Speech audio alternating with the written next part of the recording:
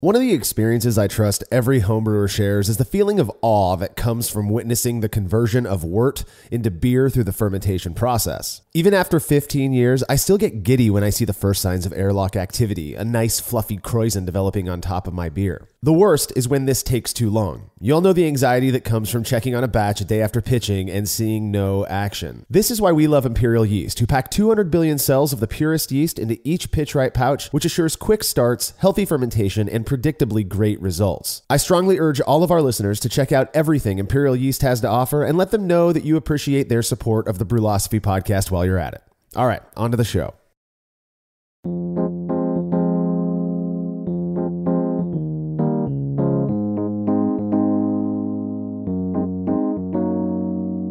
Hops are a major contributor to the overall character of a beer, adding balancing bitterness as well as desirable aromas and flavors, which mainly come from the unique alpha acids and terpenes present in specific varieties.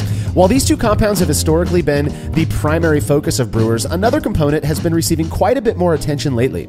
You're listening to the Brewlosophy podcast. I'm your host, Marshall Schott, and today I'm joined by contributor Cade Jobe to talk not only about what thiols are and what they contribute to beer, but ways brewers can go about coaxing them out of hops. Yeah, I mean, thiols are really, really cutting edge science. And when I say the cutting edge, I mean, it's a topic that's been around for a while. So don't get me wrong, right? The people discovered thiols, 15, 20 years ago in hops, I should say. So it's been around for a while. But the cutting edge piece of this is all of the ways that we're learning how to express thiols. So think about the hazy IPA and think about hops like Citra, and all of the wonderful tropical fruity characters that you get, and even the caddy flavor that you get from Citra. All that is thiol. And it's really cool right now. So there's a lot of different research out there about how to express that thiol character in these hazy IPAs, in these Northwest IPAs, in these West Coast IPAs that we really want to express as much tropical character as we can. So this is a really fun one, and it was a cool experiment to perform, and I'm really excited to talk about it. Yeah, like you said, this really is a new area of focus. I mean, it's not like thiols were just discovered. They've been around, obviously, for as long as hops have. It just seems like over the last few years, researchers and brewers have been focusing a lot more on the role they play in beer, particularly as it pertains to hop-forward styles. I will admit I am an idiot when it comes to hop thiols and such. I look forward to learning a few things from you today, Cade.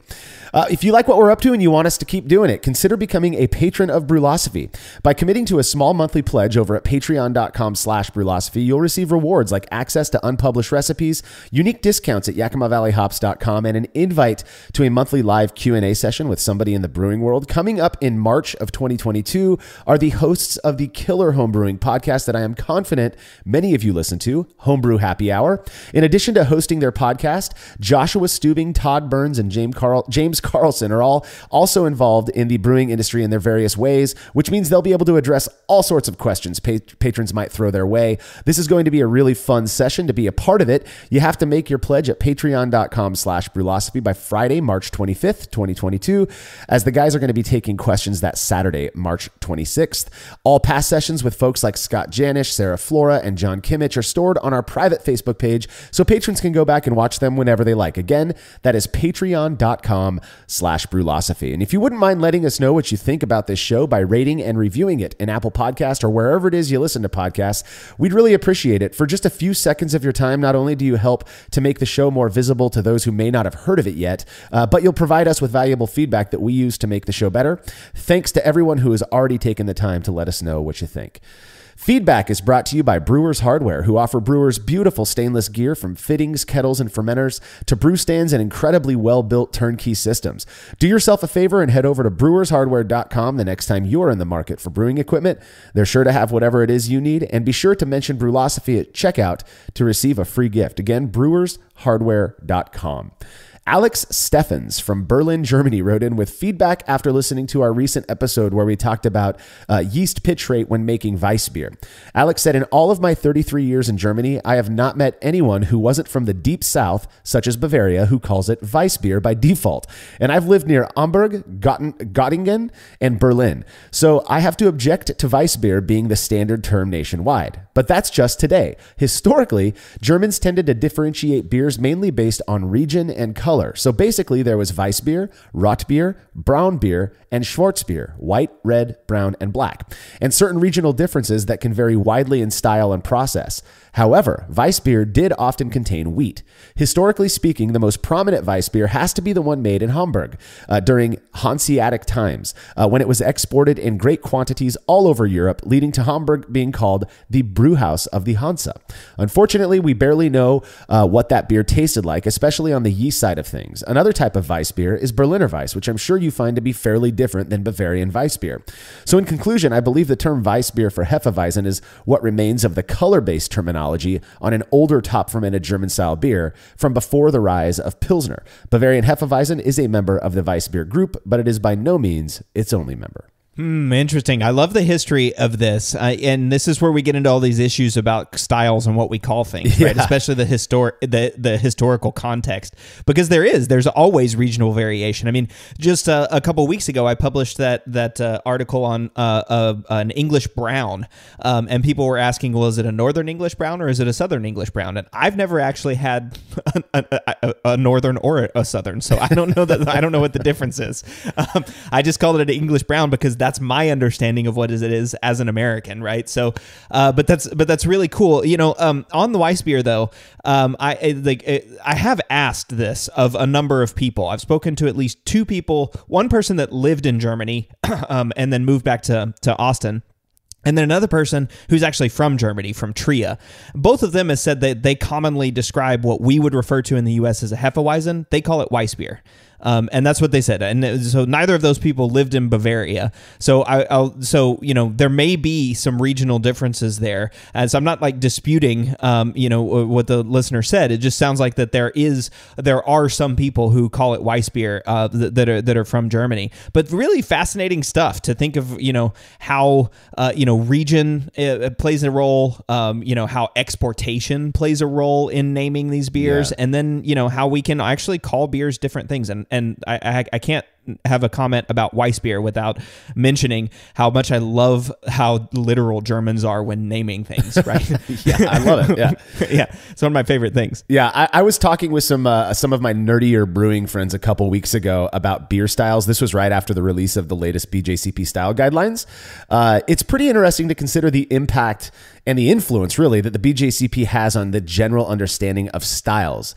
You know what I'm saying? I'm not saying they're responsible for defining every style out there. That's obviously not the case, but it makes sense to me that in their attempt to organize, I guess, the various different types of beer from all of these different regions around the world, which, they have different colors and different regions where they were developed.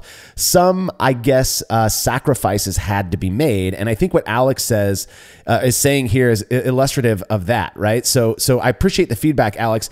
We really do appreciate you sharing that information with us as somebody who lives in Germany and likely does have ready access to these styles of beer.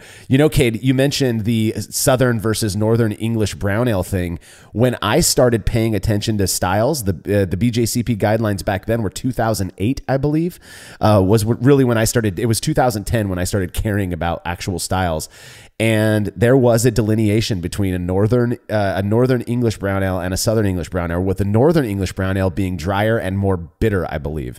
Whereas the southern, and that is like, where did that come from? Well, if you were to talk to Gordon, I think he'd probably tell you that's the way that these brown ales differ when you're over in England, that they do taste different. There's a different approach to making them, whether that's process or ingredients or whatever. And so they were trying to, again, organize these different styles almost to pay some respect to the fact that they're not all exactly the same. Well, then for some reason, they've now kind of blended it into British brown ales, just kind of this overarching style now. So I do think it's interesting to kind of observe the impact that the BJCP has on our understanding of these styles. So anyways, thank you so much for the feedback, Alex. If you have show feedback, you can send it to feedback@brewlosophy.com or drop us a note on social media. It's no secret that I love crisp, pale, crushable lager, and one of my favorite styles is German Pils. Well, listener Matt Foist from the beautiful Temecula, California, recently sent me a bottle he brewed using a pretty unique ingredient, Lupomax Brew 1 hops.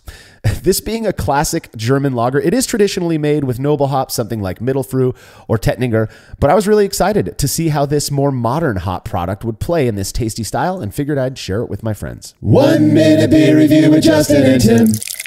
This is a clear one. It's nice and clear. It looking good. That's some right fine apple This juice. is like pear juice almost. Yeah, it is.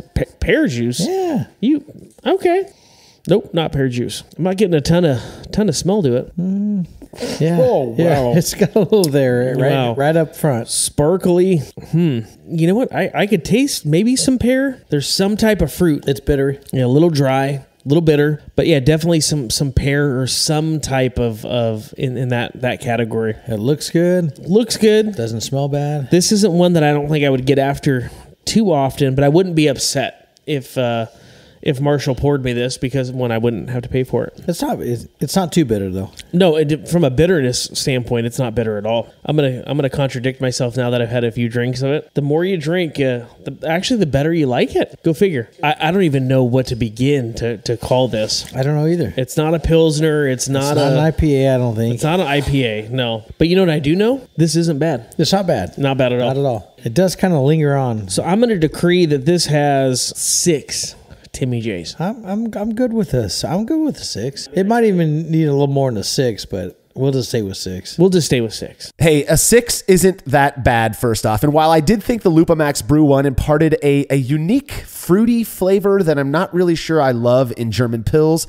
this beer was otherwise really great. Just a doughy, bready aroma with just a hint of the fruity thing from the hops. Really dry on the palate, clean fermentation, a really, really easy drinking beer. Yeah, I think I can sum up Justin's review, right? It was, or Tim said pear juice, and Justin said, no, not pear juice. And then he said, well, okay, maybe it's juice, but not pear juice. And then he said, maybe it's pear juice. And then actually, I like pear juice. I think it is pear juice. So that was Justin's review of the beer, was no, it doesn't, to yes, it does have pear juice in it. But that, it's interesting because Brew 1 does have that really fruity flavor. I've never described it as pear, but I've heard it described as like peach or stone fruit. Yeah. So yeah, I can certainly see that. And then I've had some examples of Pilsner with ethyl acetate, which is that most common beer ester, which is just sort of pear ester to me. And so yeah, I mean, maybe there was something in there that not just the hop itself, but actually some ester that was in the Pils too.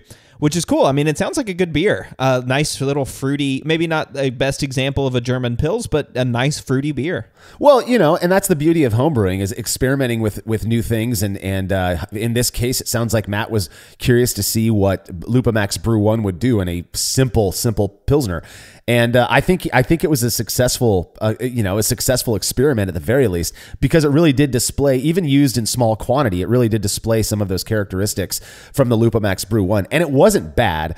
I didn't perceive pear, but I also knew what the beer was. And there are times when the guys are doing reviews where I'm like, maybe they're more accurate. They have no idea what they're drinking. I don't give them any information about the style, about what's used to brew it. Not that they would understand what that means. But in this case, I do wonder. The pear thing is not something I really enjoy. And so the fact that I rather enjoyed this beer from Matt makes me think that I don't think it was necessarily pear. And if I remember correctly, they started off with the pear thing based on the way the beer looked. And so I think maybe they might have biased themselves a little bit. But regardless, it was a really good beer, well made. There's no doubt about that. I'm not sure I'll be using Lupamax Brew 1 in my next German Pils, but hey, you do you. If you have a beer that you'd like to have Justin and Tim review on the show, you can email me, marshall@brewlosophy.com, and we will get you all set up. When we're back from this break, our focus will be on thiols and the enzymes brewers use to release them from hops.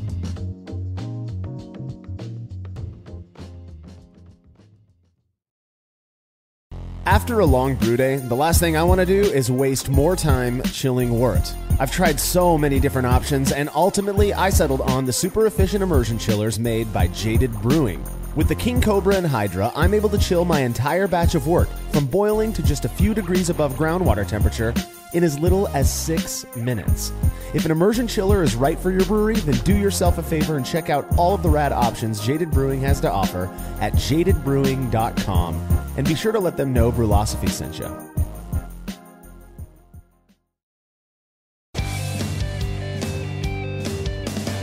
Compact and simple to use with a small footprint for brewing indoors, the Grainfather makes it easy for you to brew professional quality beers at home. The Grainfather is an all-in-one brewing system that lets you brew all-grain beer in a single, compact stainless steel unit. It uses an electric heating element and pump to maintain a constant temperature and to circulate the wort during the mashing and cooling stages. It also comes with a counterflow chiller to reduce chilling times and produce high-quality wort.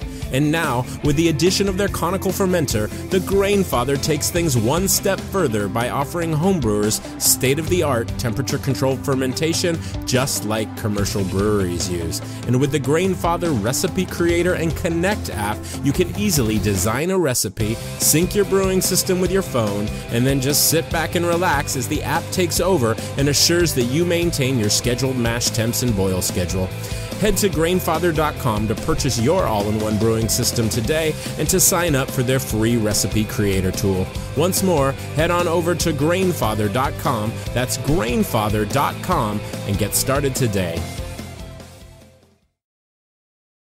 Family-owned Atlantic Brew Supply is the largest homebrew shop in the Southeast. No gimmicks, no multinational corporate overlords, and no BS. They offer exclusive malts, yeast, and more from local artisans, as well as award-winning recipe kits. They also sell professional brewing gear and cask equipment from sister companies ABS Commercial and Cask Supply. Most ingredients are available by the ounce, plus Atlantic Brew Supply has an on-site calculator to help you craft your best brew. Orders are processed same day, and 2-day shipping is guaranteed for East Coast customers. Get 15% off your first order using promo code BREWPOD, that's BRUPOD, at AtlanticBrewSupply.com. Craftmaster Growlers takes traveling with and sharing beer to a new level. Made from heavy-duty stainless steel, Craftmaster Growlers are double-wall insulated and can keep beer cold for up to 8 hours. Unlike typical growlers, Craftmaster Growlers come with a swiveling tap and fully integrated CO2 regulator cap, allowing beer to stay fresh for 2 weeks or more. The square design takes up less space and will fit in most refrigerator doors, and every Craftmaster Growler comes with a 1-year warranty. There are 64 and 128-ounce versions available over at craftmastergrowlers.com.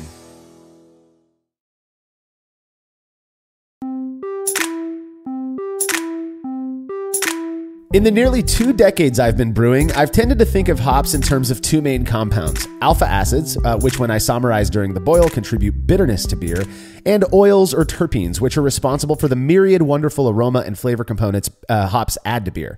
Perhaps I'm wrong, but in my mind, it really seems that talk of hop thiols really only began as the popularity of the whole hazy IPA thing started to boom. Now, it's possible some of our listeners are unfamiliar with thiols, or like me, have heard the word but don't really have a good grasp of what thiols are all about. So, Cade, educate us.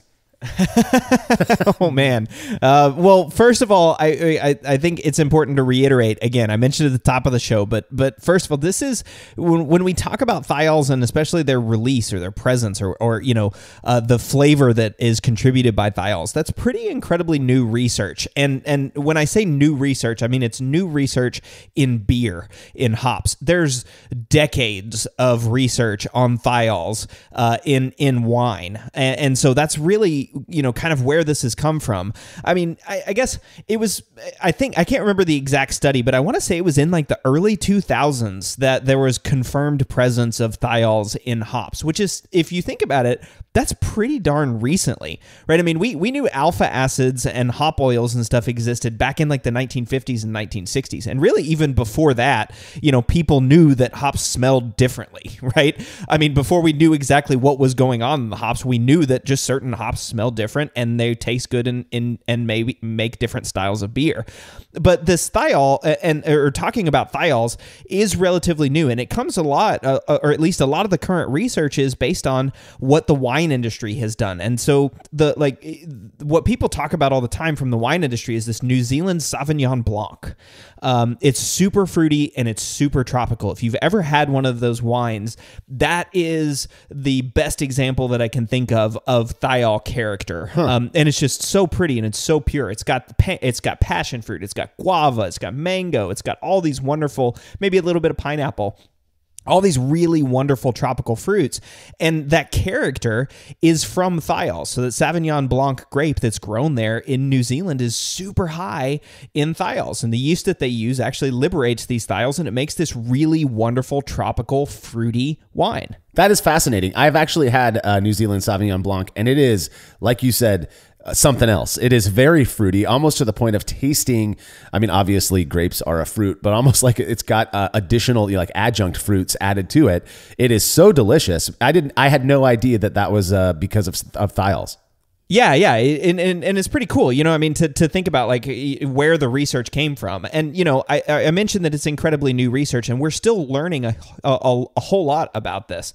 There's a lot of research that I think is going to be coming out in the next year or two that's going to deal with thiols. I mean, we'll talk about it in a little bit too, but there's also new yeast strains whose entire purpose is to release thiols in hoppy beers. Yeah. But before we get into, sort of what thiols can do for you, we got to start talking about what are thiols, right? Exactly.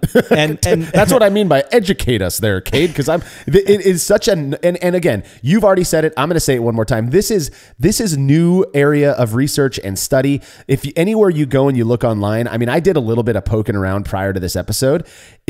Everybody qualifies their whatever they're writing about with, listen, this is new stuff here. We are learning as we go, basically. Yeah, exactly. And things change, right? And so I'll say that again, too, for what we talk about today. This may change in 6 months or 3 months or a year. I mean, that's how new we're talking about, right? Stuff with hop acids and alpha acids doesn't really change all that much, all that often. But thiols are something that we're going to be talking about for a while. Yeah. I don't know that it's the next big thing in brewing. It's certainly a big thing right now.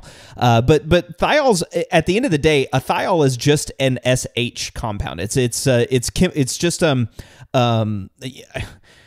the risk of oversimplifying, it's like a carbon chain with the sulfur and a hydrogen at the end. Basically, what that means is it's like an alcohol. It's very reactive. That sulfur and hydrogen can react, and they're combined with a lot of things. They're soluble in liquids. At least I believe they're soluble in liquids. Let me get back to what I know. So again, a sulfate is a carbon chain, or a thiol is a carbon chain with an SH at the end. An alcohol is the same thing with an OH at the end. So they're very, very similar compounds, just one, essentially one element difference. And you know how like ethanol is alcohol, and ethanol is ethyl, which is 2 carbons plus an OH. So thiol is just a number of carbons and an OH at the end.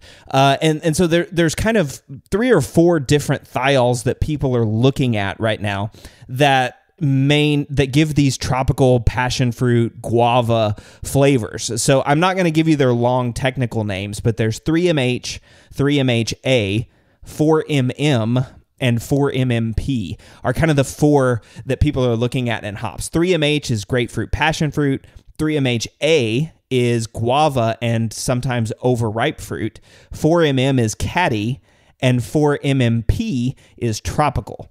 And now the cool thing about thiols is their flavor threshold. So flavor threshold on thiols is in the parts per trillion. Jeez. All right. So let me give you an example. Diacetyl is 0.1 parts per million. All right. So that means that thiols are 100,000 times more potent than diacetyl. Oh, wow.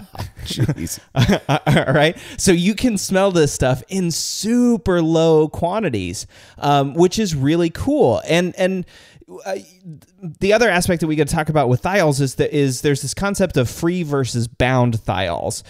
So again, remember I told you a thiol is an SH carbon chain, but that SH carbon chain can be attached to other things, like an amino acid. It can be attached to amino acid, or it can be attached to a glucose. So a bound thiol, when it's attached to an amino acid or to a glucose molecule, it doesn't have any aroma. It's not aromatic. You can't smell it. When it gets cleaved from that underlying compound, that's whenever it becomes a free thiol. It's just floating around in solution, and that's whenever it becomes flavorful. That's when you start to get those grapefruit and passion fruit aromas. So when we're looking at hops, you'll see this it's starting to be reported this way. They'll talk about the concentration of free versus bound thiols. I'll give you an example. Citra has a high percentage of free thiols, or at least as compared to other hop varieties, right? So Citra's got those nice tropical flavors that people like. The really strong citrus, hence the name, and tropical. Cascade has a higher percentage of bound thiols than Citra. Cascade doesn't smell like Citra. No, right? Not at all. Yeah, it's got grapefruit, but it doesn't have that thiol character. There's no passion fruit or guava in Cascade. But if you can access that bound thiol and cleave that bond, maybe you can use Cascade to start getting some passion fruit and guava notes in your beer. So this is sort of where the research is kind of is going, right? I mean, that's cool stuff, right? Yeah. I think it's amazing to think that there are people out there passionate enough about making these highly tropical fruit flavored IPAs that they did all of this research and they've discovered this, in my mind, pretty wild area. The whole bound versus free thiols and then what can we do to release them? It's wild to me that this is where we're at, and then I can only imagine where we're going to be in the future. It's just nuts. Yeah. I mean, going back a little bit to alcohols. I mean, you've mentioned terpenes a couple of times in here. So terpenes are carbon chains. It's a carbon chain that's sort of a 5 carbon molecule building block. And then you can have two of those 3, 5, whatever. You add the numbers up. So that's the difference between like a monoterpene and a sesquiterpene. I'm not going to go too far into that, but terpenes we know are these highly aromatic things. A terpene is myrcene. That's the biggest component of hop oils, and we've talked about it on other episodes. But it's a super floral character that adds to hops. When you add an OH to a terpene, it becomes a terpene alcohol. That's geraniol. Linalool, right? So these are compounds that are super flavorful. Now those terpene alcohols are in like the parts per billion flavor threshold. So even when you compare terpene alcohols like geraniol and myrcene and linalool, these are compounds that we've been talking about for 50 or 60 years. They're not as potent as thiols, which is kind of also interesting, right? We've been talking about these other compounds, terpene alcohols, and focusing on geraniol content and linalool content, trying to express these different characteristics in hops. And only recently, I'd say in the past 5 or 6 years, you've started to see even hop breeders and brewers and everybody trying to come up with different hops that have a higher incidence of free or accessible thiols. It's pretty cool stuff. Yeah. Okay. So free or accessible. You were talking about, I mean, this really is the focus I think a lot of people have had lately is how do we free these bound thiols? Because we know, or somehow, I'm assuming there's actually some awareness that these thiols are there. They are in these hops. It's just how do we access them? How do we free them? And you had mentioned earlier, and I think Omega has a yeast called Cosmic Punch that I believe is supposed to in some way help to free bound thiols. So there is that route. Maybe tell us a little bit about how that works, if you know. I mean, I'm presuming it's not magic. yeah, it's not magic. So this is another one of those spots that I get to say we're not really sure yet. Okay, so this is what we know now, or at least my understanding of what we know now. And again, subject to correcting if you read something else out there. But there's essentially 2 main groups that a thiol can bind to. So remember those 3MM, 3MM, or 3MH, 3MHA. Those things can bind to an amino acid, or it can bind to a glucose molecule. All right. And depending on where it's bound, you need a different enzyme to act on it. Okay. So if it's bound to an amino acid, it's usually bound to cysteine. Okay, which is a type of amino acid. Cysteine, if you're familiar with that, has an SH bond. Okay, it's an amino acid that has an SH side chain. So that SH side chain can actually be bound to something else. Right. And that's the thiol. So some of those acids some of those enzymes attack that bond, that cysteine bond, and it breaks off the amino acid, releases the thiol, and boom, you've got passion fruit and guava. Okay, that's a really cool application. Now, what we're also learning is getting to that cysteine bond is really hard, because if you know anything about proteins aren't like straight line molecules. Okay, proteins are bound up in these balls. It's like the center of a baseball. If you've ever peeled off, or you have like a rubber band ball, they're just kind of like all densely packed in there. They're all squished together, and they make these big, sometimes globs, sometimes they're in sheets of paper, sometimes they form like helixes. So they're really hard to get to specific amino acid side groups, all right? Amino acids is just a really small chain. It's tiny whenever you look at it in comparison to a full protein or a full thing. So when we're talking about these enzymes, hey, if we can cleave that cysteine and release a thiol, that would be awesome. But how do you get there? Yeah, it's like going into the middle of the Amazon rainforest to cut up a leaf off of 3 plants, right?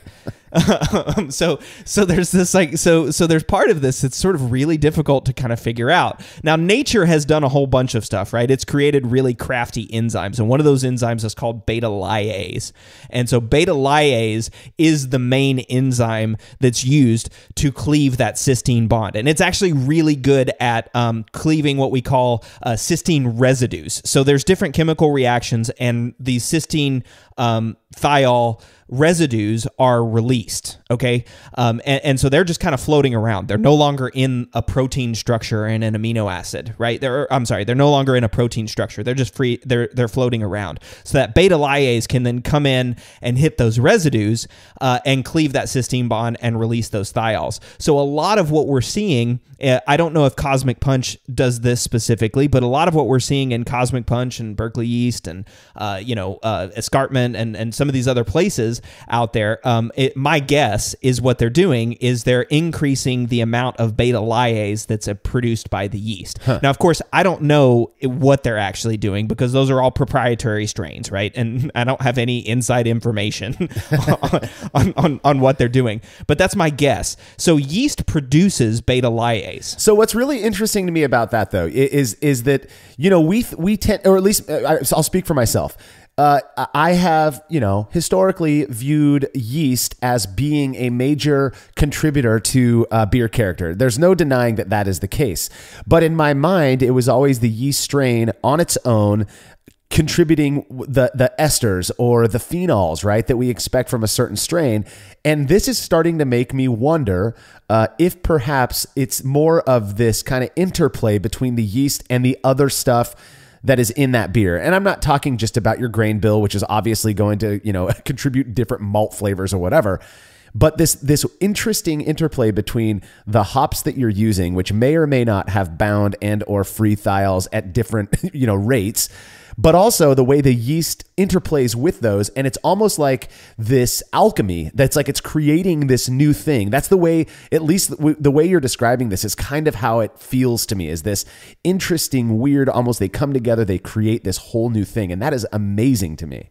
Yeah, it's really cool, right? It's totally cool. I mean, you can think about how, from a yeast perspective, if I'm just a yeast floating around, I need to consume amino acids and I need to consume sugars, right? And so if I have an enzyme that I can produce that gives me access to cysteine, that amino acid, or gives me access to glucose, which is, bound in a glycoside, I can take those things and then let the thiol just go away, right? Let it float away in solution. I don't need it. I need the amino acid and the glucose. So the yeast is actually acting on these compounds. They don't give a crap about the thiol, right? The thiol's just gone and they don't care. They want the amino acid and the glucose. So yeasts evolved in different ways to access those different things, right? So some yeasts are high in what they call beta glucosidase, which breaks that glucoside bond between the thiol and the glucose. And then beta lyase. So yeast have evolved to do these things. And then, like you said, Marshall, introduce all these new flavorful hops that we've got, like Citra. And you start to see yeast react in different ways, and we start to select for maybe some of these yeasts that have a higher concentration of beta lyase. Like, for example, I think, don't quote me on this, I didn't actually look this up, but I'm pretty sure London Ale 3 has a high concentration of beta lyase, which is or is a higher producer of beta lyase, which is why we see these London Ale 3 beers that have super fruity hoppy profiles. Well, and London Ale 3, I forget what White Labs calls it. Imperial calls it juice. This is a very, very popular hazy IPA strain. And it's interesting to me, and again, this kind of supports this point that I made earlier. I've used that yeast so many times in like British Golden Ale. I mean, before hazy IPA was at least in my book a thing, like on my radar. And it does not produce a fruity beer. You get that kind of classic English, kind of Perry ester thing, but that's it. You're not getting these guava bombs. But when you use it with Citra and Brew One and Sabro and all of these other ostensibly high thiol hops, it really does seem to coax out just this fruity, tropical, juicy thing. And now that kind of makes sense to me, because my older way of thinking, and by old I mean like an hour ago, was that if you use this yeast, if it produces these fruity characteristics in one beer, it should do the same thing in every beer. But I'm starting to understand, no, that is not the case. It really does require this kind of combination of parts. Yeah. Now, let me blow your mind one more way, one additional way. These compounds, so cysteine, thiol, residues, those exist in malt. That is neat. so you can actually get these same thiol characters. You can get passion fruit and guava from just malt without hops at all. That's cool, man. Yeah. Are there specific like malts that because we're talking about Citra versus Cascade, and one's got more bound, one's got more free thiols. Is it the same with malt, or is that more general? That's a good question, and I really don't know the answer to that. I would assume it's the same thing, right? But that's totally me making an assumption, just because, there would be variability in those things. And again, I'm not saying we need to make a beer, get rid of hops, because I think there's certainly a gestalt factor, right? Because we have things like the terpenes and the terpene alcohols that we've been talking about. Those are really flavorful characteristics that are great in IPAs. And in my mind, geraniol, especially in linalool, they're in such high quantities in all beer that you can't really have a hoppy beer without those. So, and that stuff, geraniol and linalool, I don't think you can pull from malt. So you're right. There is this real gestalt of pulling everything all together when you've got these sort of, these hops like Citra, which have a lot of free thiols, or using Cascade in connection with these new yeasts that have higher beta lyase activity. So suddenly you're getting tropical flavors from maybe even different thiol characteristics that we don't know yet from Cascade. Yeah. Because here's the thing too. Remember, I told you that the threshold of these things is parts per million. They're also in super low concentrations, right? Thiols there's not a huge amount of them. It's not like myrcene, where like 40% of the hop oil that comes out is myrcene, right? I mean, these things are in the total thiol concentration is less than 1% of the entire hop oil. Okay. And remember, hop oils are only 4 to 5% of the plant matter, right? So we're talking about these things are in super low concentration, which also makes studying these compounds really, really difficult. And I think that's maybe one of the reasons why we haven't seen so much focus on thiols, because they're in such small quantities. It's really hard to measure how much 3MH is actually in Cascade. Yeah. Right. It's really difficult, and you have to have complicated equipment in order to be able to do that. But there are ways that you can do that, and I think that's going to be a lot of the research that comes out earlier. I mentioned 4 thiols, right? 3MH, 3MHA, 4MM, and 4MMP. Those are 4 of the most common ones, but there could be hundreds of other thiols that we don't know about, or that we just don't know how to describe yet, that could be discovered. I mean, I don't know. That's totally me speculating, but there's a lot of range that we can attack whenever we're looking at thiol expression in beer in the future. Yeah, I mean, and only time will tell, right? That is the paving that has yet to be done, and I'm excited to see what comes of it. Now, you talked about yeast and this yeast containing an enzyme that helps to cleave, or let's just say unbind these bound thiols. But there is, in this modern scientific world that we live in, there are exogenous enzymes. So enzymes that you can, exogenous just means outside, so you can go buy it at a store or something. There are exogenous enzymes that you can add at some point during the process that claim to do the same thing. Yeah, exactly. And so that's an enzyme like one of the ones that I used in the experiment, which was endozyme thiol from AEB. And that one, so they don't obviously not going to tell you exactly what the enzyme is, but what they describe it as on their website is a liquid carbon sulfur lyase. So again, that term lyase to me makes me think that it's a beta lyase. So again, you're cutting off that thiol from the cystinylated precursor. That's just a fancy way of, again, saying that thiol bound to that cysteine amino acid. Right. So I'm guessing that's what that means. There's other ones that are going to be beta glucosidases, right? That are going to cut the thiol off from its glucose counterpart. But these exogenous enzymes, the difficult part is that most of the exogenous enzymes that are available commercially, and even maybe to homebrew shops, I don't know that you can buy direct as a homebrewer, but maybe your homebrew shop can do it. The difficult part is that these enzymes were made for wine. Okay. And they're made for wine grapes. And so, my understanding at least is getting to those cystinylated precursors in wine grapes is much easier than, using it in malt or from hops, just because of the way that the molecules are actually set up and how those residues are actually, oriented in the solution. So there's a little bit of, I would say, wiggle room here. But again, the whole point is that these enzymes come in, and instead of relying on the yeast to produce the enzyme, you're just adding in a big concentration of enzymes so they can go and attack those bonds. The more enzymes you have, the more likely you are that the cysteine bond is going to bump into that enzyme.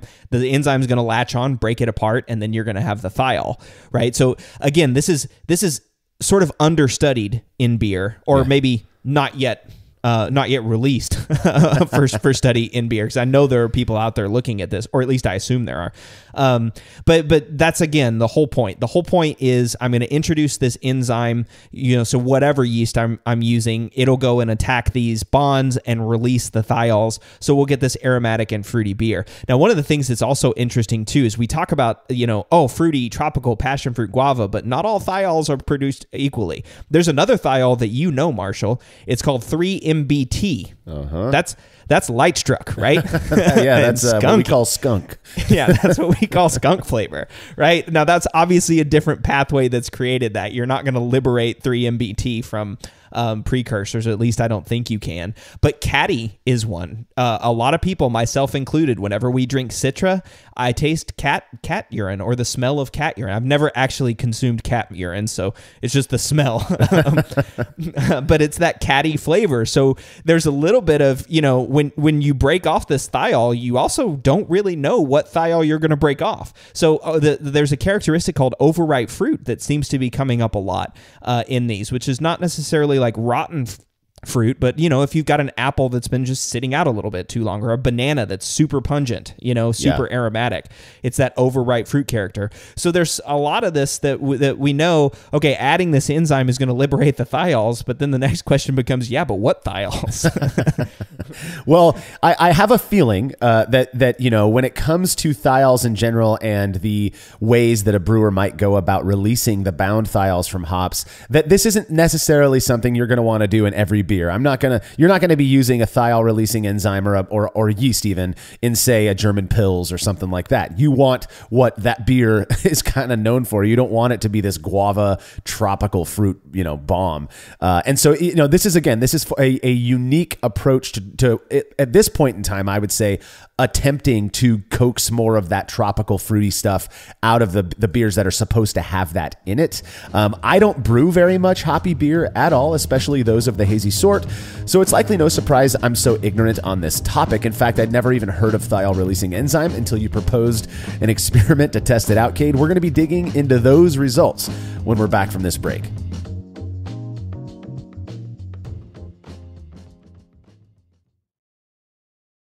There's no denying that stainless steel is the best material for brewing equipment, and Delta Brewing Systems offers some of the lowest prices on high-quality stainless gear, like the Firm Tank, which in addition to holding 8 gallons or 30 liters of wort, comes with a domed lid to even further reduce the chances of a messy blow-off. Plus, it can hold up to 4 psi of pressure for closed transfers. Delta Brewing Systems also has their own line of brew kettles, as well as one of the lowest-priced all-in-one electric brewing systems out there, and their prices are shockingly low. If you're in the market for legit stainless gear that won't break the bank, do yourself a favor and head over to deltabrewingsystems.com today. Have you ever thought about adding a port to your kettle but held off because you didn't feel like drilling into your gear or sending it off to have someone else do it? From the makers of the world's fastest counterflow chiller, the Exchillerator, comes the Hangover, the easiest way to add extra ports to your kettle as well as countless other options. Mount a faucet to your keg for easy portable pouring. Set up the perfect whirlpool arm. Hold a heating element in place. All of this and so much more without permanently modifying your gear. Manufactured right here in the United States, the Hangover offers brewers too many convenient solutions to list here. So head over to Exchillerator.com today to see what the Hangover can do for you. As every brewer knows, the best beer requires the best hops, which Yakima Valley Hops provides fresh from the source to brewers around the world, carrying everything from classics like Cascade to modern favorites like Galaxy and Mosaic, as well as other ingredients and gear. Yakima Valley Hops has it all. And don't forget to check out their new podcast, The Late Edition, where the YVH crew goes into depth on our favorite plant with industry experts. Head over to YakimaValleyHops.com now to see all they have to offer and subscribe to The Late Edition wherever it is you listen to podcasts.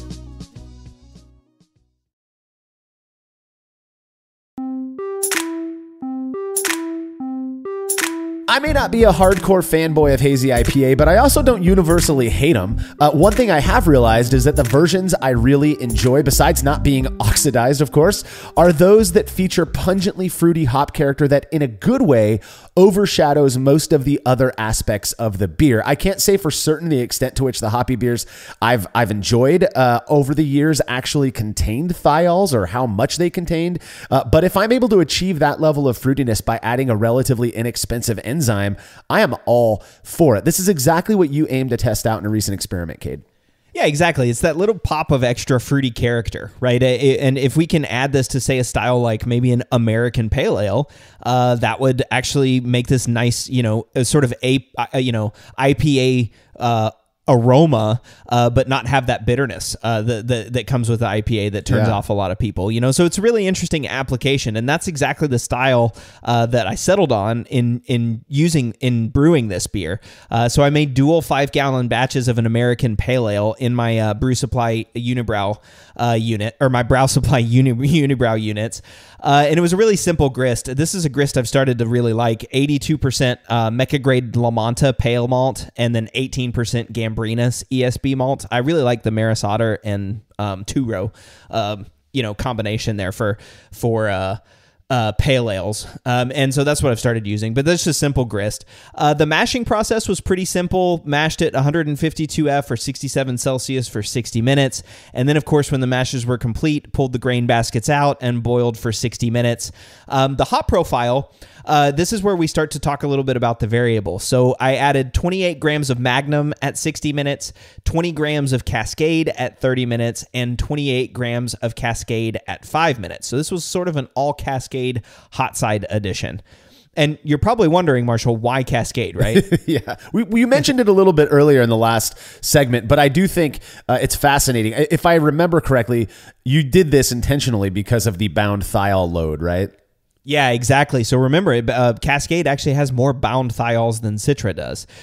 So yeah, there's a lot of potential thiols to access there by using this enzyme. So everything in this beer was Cascade. So even the dry hop was Cascade. So nothing super special about the boil. Pretty traditional pale ale recipe. A Cascade edition at 30 and at 5 minutes. And then when the boils were complete, I chilled it as quickly as possible, and then had hydrometer readings that confirmed that it hit 1054 OG, which is right what I was aiming at. Yeah.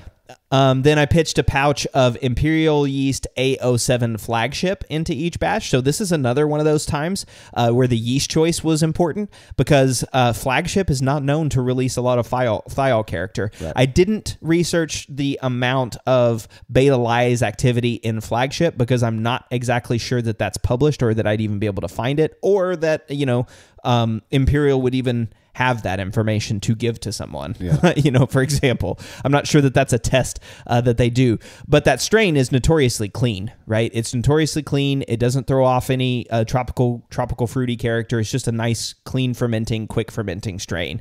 So no thiol character coming from the yeast. The worts were placed in my fermentation chamber, and then they were left to ferment at 66 Fahrenheit or 19 C.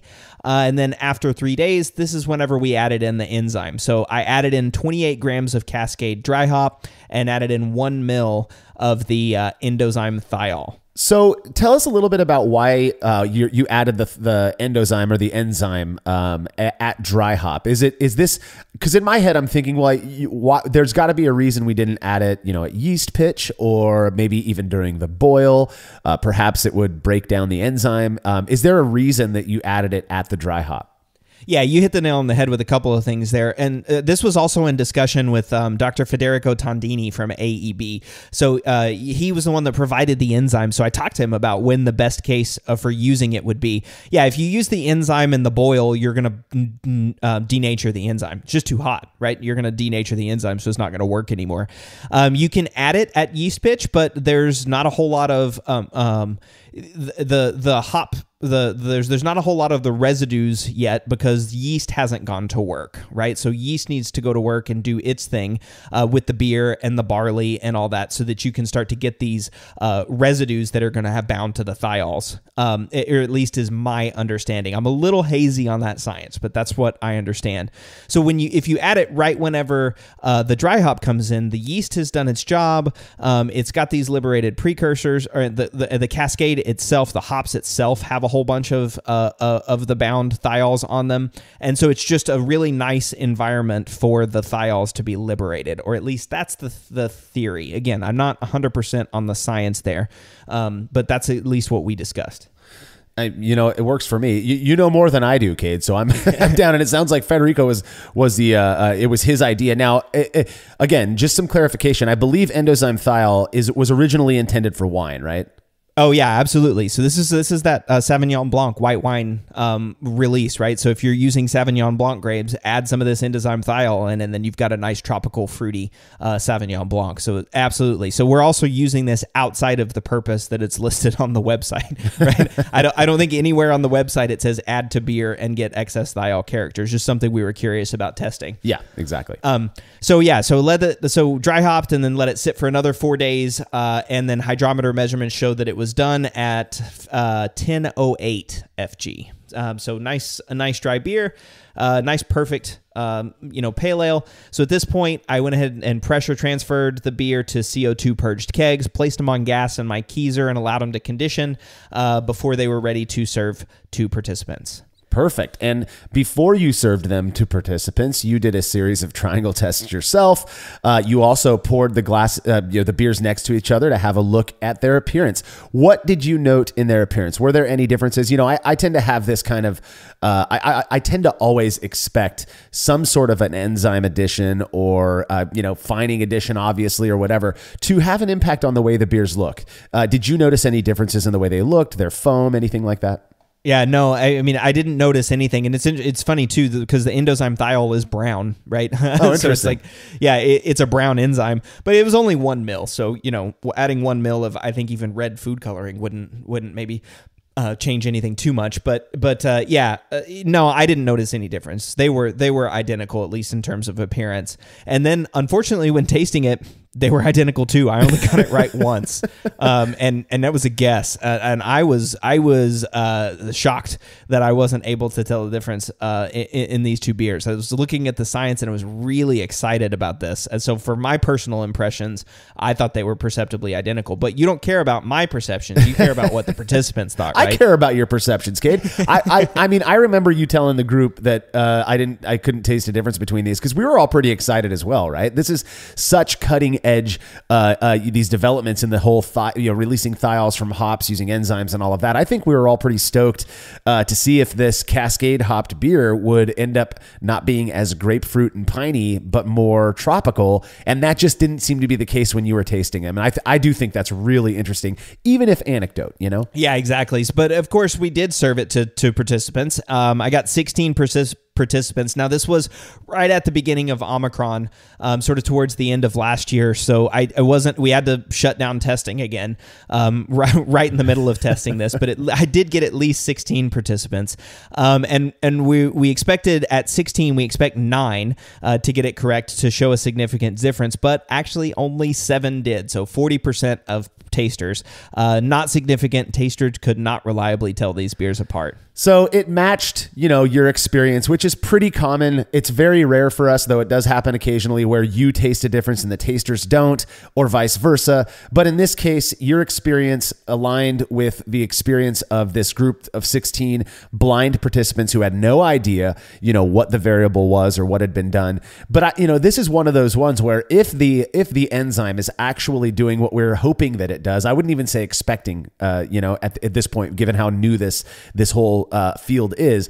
But if it is doing this thing, freeing these bound thiols that are then going to contribute this much more tropical character, then I would have expected tasters to have noticed it. And in this case, they just really did not seem to. Usually when we're doing these tasting events, when we're holding a session or whatever and collecting data, after the fact, we'll have a chat with a couple of people and, ask them what they thought of the beer. Some of them will ask if they got it right or wrong. I usually just tell them I don't know. But in this case, do you remember any of the conversations you had with tasters after the fact? Yeah, I do. And there's always a couple of tasters who are like, oh yeah, I totally got that right. And I remember thinking like it was hops, like right at the beginning. And I legitimately do too. These were a couple of tasters that I trust, saying like, yeah, it just tasted more hoppy. I just got like a more hoppy flavor from one of the beers and it was prominent enough. The only thing I can say that might have explained that is that the thresholds for these are going to be different for each person, right? So, I mean, even though there's a low concentration, maybe there wasn't enough for me to taste or enough thiol liberation for me to taste or for other tasters, but maybe there were some super sensitive tasters that were actually able to tell the difference. At the end of the day though, 16 tasters and only 7 got it right. That's not significant, right? So this is a data point that shows that at least at that dosage of 1 ml of the endozyme thiol in Cascade, in an ounce of Cascade in a 28 grams in a 5-gallon 20-liter batch, I wasn't able to tell a difference. Now that's not to say that this science, doesn't work. Again, it could be a whole bunch of factors. It could be that the Cascade or that the thiol precursors were just still bound up in a form that the enzyme couldn't get to. It could be that there weren't a lot of precursors just in that batch of Cascade, right? It could be that something with the malt interplayed or something with flagship yeast had an interplay there. It's really hard to say. But man, I really wanted this one to be significant. It's so rare that we really want it to be significant because it's so, this would be such a rad thing for people who like these tropical fruity IPAs, particularly, to be able to do to almost ensure that they're going to be able to get that in their beer using, this would have been the coolest part, a really inexpensive old school American hop, Cascade, right? Just so many things that we were kind of hoping for, and it just didn't line up. I've often said that I'm not a big fan of the R impressions, like what our triangle test stuff, but we have been asked so many times in the past by listeners, by people who read the website, we've been asked to include that in there, and this is one of those cases. This is one of the reasons I do, or one of the things I appreciate about the My Impressions section in those articles is that you were biased. You knew what to expect. You hoped it would be significant and still could not tell these beers apart. When that aligns with the blind taster data, I just think that adds to it that, really we know that thiols are real. We know that hops contain them. I'm assuming that's all well known at this point. Our experiment was, okay, can we use this enzyme that is known for its use in wine to release those bound thiols that we know are in Cascade? And in this case, it just doesn't seem to have had much of an impact. Now, yes, All we can say is that, the particular tasters in this particular experiment with this particular recipe and this particular enzyme, it did not seem to have a huge perceptible impact. That does not mean that there aren't thiols, bound thiols in Cascade. It doesn't mean that the enzyme doesn't work. It just means in this, very specific scenario, it didn't seem to have much of an impact. But absolutely, in my mind, there is so much more research that needs to be done on this. And I think we're going to start to discover some really interesting stuff in the future. Well, yeah, for sure. And I mean, I think, the yeast strains that are coming out, right? I'm sure, I don't know, but I'm sure Imperial's experimenting with some thiol releasing strains. I mean, Escarpment just released Thiol Libre, and you've got Cosmic Punch from, Omega. So this is certainly something that commercial yeast suppliers are interested in. So that'll also be interesting to look at too in the future, see what kind of yeast strains, testing a beer with, hops versus malt and see if people can taste the difference, with one of those yeast strains that liberates from malt. What I would love to see, I was kind of playing around with ideas in my head of, well, what can we do next? Like how can we experiment? Just as, your garage scientist, a group of dudes, how can we experiment with this whole thiol thing and thiol releasing enzyme, in a way that I feel like could almost more readily display the impact that it's having. And I just thought, we were talking about the German pills earlier that was brewed with Brew 1 Lupamax. What if we did something like that, right? You make a very, very simple blonde ale that just has, very little. It sounds to me like you want the thiols released from the dry hop edition mostly. So what happens when we do a very simple low hopped in the kettle, blonde ale or something, and then you dry hop it with, say, 2 ounces of something like Cascade and the enzyme? Would you then, with nothing else in the way, would you then, notice a more pungent tropical fruit character from that? I don't know. But again, I think there's just so much room for experimentation and research here. Yeah, for sure. And I'm remiss. I can't believe I didn't mention Berkeley yeast. What those guys are, what they're doing down in at Berkeley is really cool. Experimenting with the genetic, with CRISPR and all those technologies to express these characters. I know they've got a couple of thiol releasing strains too. So yeah, I mean, there's so much, right? We can continue to explore additional exogenous enzymes, but then there's also going to be the yeast component too. What if we just pitch a different yeast and see how that comes out? So. Yeah, absolutely. And before we wrap this up, I do want to give a shout out to AEB. It was really cool of those guys to offer to send us the thiol releasing enzyme, full well knowing that we may not have a significant experiment. They were just as curious as we were, right, Cade? I mean, that, and I know you did an interview with AEB on the Brew Lab, but it sounds to me like they really were just as curious as we were about this whole thing.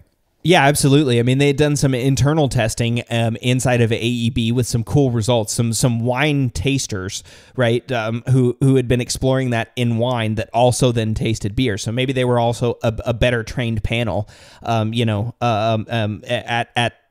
identifying thiols, and they had noticed a difference. So yeah, this was a really cool one, like one that was just really interesting. And I think I have 250 mils of this thiol enzyme. So I think I might have enough for the rest of my life. Well, that's awesome. Usually we get a ton of feedback, a ton of comments and stuff on these articles, but perhaps because of how novel this idea is, people just didn't really know what to say. So we've got one bit of one comment that I'm going to get to on this one. It comes from Arvid Lindmark, who says, from my understanding, most bound thiol precursors in hops and malts are conjugated to this cysteine residue of the glutathione, which most enzymes produced by yeast are not able to work on. Instead, the glutathione must be broken down so that the cysteine residues are free, which then enables the enzymes to work on it. Do you know if this is true for the endozyme as well, or should it work on any thiol regardless of conjugation? If not, maybe mash hopping and doing a protein rest might release the precursors better and hopefully give a more distinct difference. Yeah, and I so appreciated this comment from Arvid, because this is exactly what I was talking about earlier, how we just don't understand exactly how to get to the bound thiol, right? And so that's a question. And so the thing about the endozyme thiol is it says very prominently that it's a pectolytic enzyme preparation. Okay, so that's again going to be pectins are going to be in fruits like grapes.